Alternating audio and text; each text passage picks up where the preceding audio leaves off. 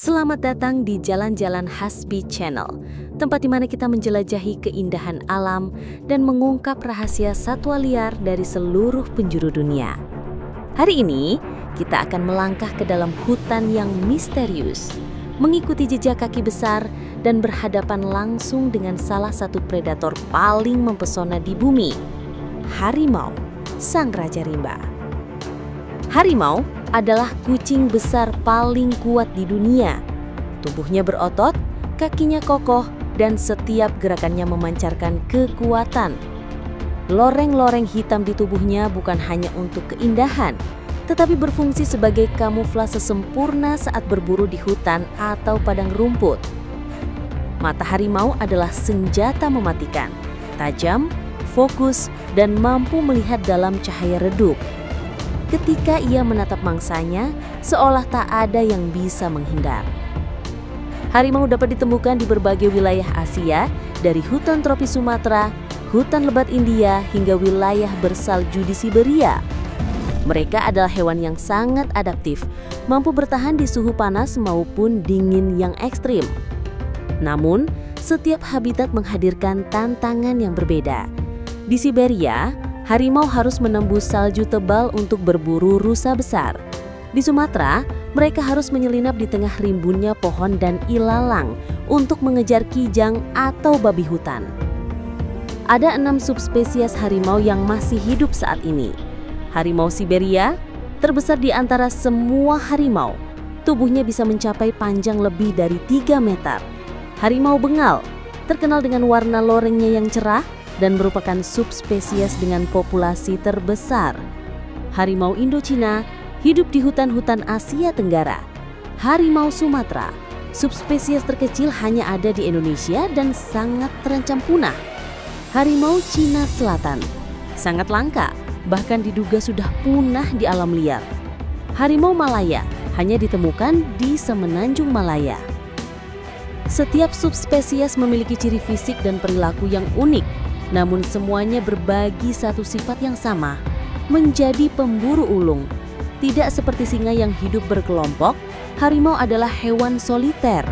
Mereka menguasai wilayah yang luas dan menggunakan aroma, cakaran di pohon, serta auman untuk menandai daerah kekuasaannya.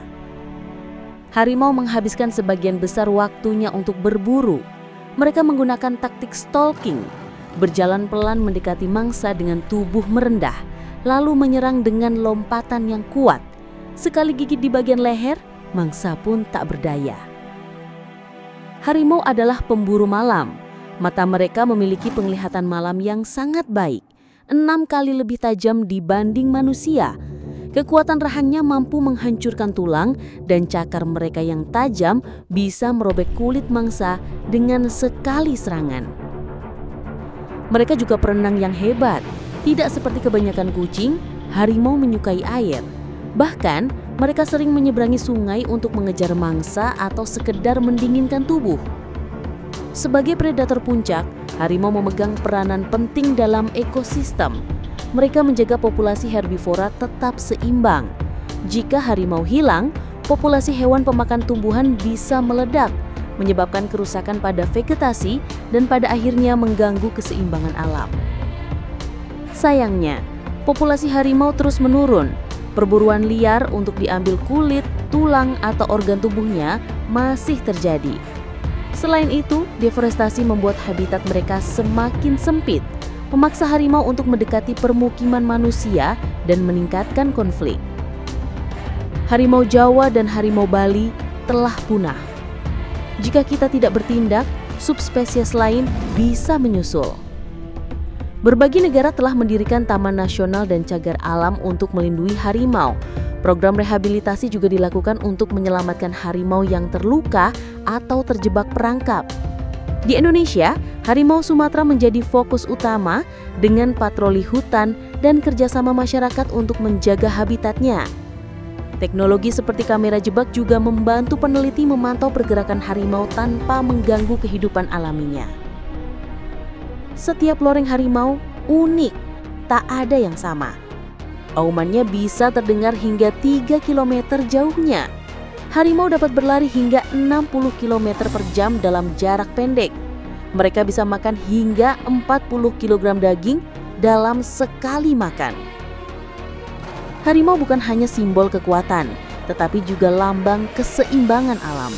Menjaga mereka berarti menjaga masa depan hutan, sungai, dan semua kehidupan di dalamnya. Terima kasih telah mengikuti perjalanan kita bersama Sang Raja Rimba. Jangan lupa like, share, dan subscribe agar kita bisa terus menjelajahi keajaiban alam lainnya. Sampai jumpa di petualangan berikutnya.